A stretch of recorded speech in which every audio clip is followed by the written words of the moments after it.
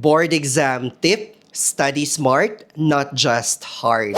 Alam ko, narinig nyo na to ng maraming beses, very cliche na to. But itong saying na to, it doesn't get old. Ito ay super timeless kasi nagagamit talaga natin to sa bawat review and exams natin. Tama? It's because more hours of studying doesn't always mean better results. Yung mga board top-notchers and board passers, alam ko and I'm confident kasi I've been there. Alam ko that they adjust their strategies kapag hindi gumagana sa kanila ang strategy na yon. Hindi pwedeng kinakopy mo yung study routine mo sa friends or sa review mates mo. It should be something na personalized at nag-work sa'yo. Hindi mo pwedeng kopyahin kung paano mag-aral yung isang tao at i-apply mo sa self mo kasi to each their own tayo dito. Remember that smart effort beats blind effort lagi. So make sure na i-personalize yung strategies ninyo at if hindi mag-work, try ninyo yung ibang strategy na perfect for you.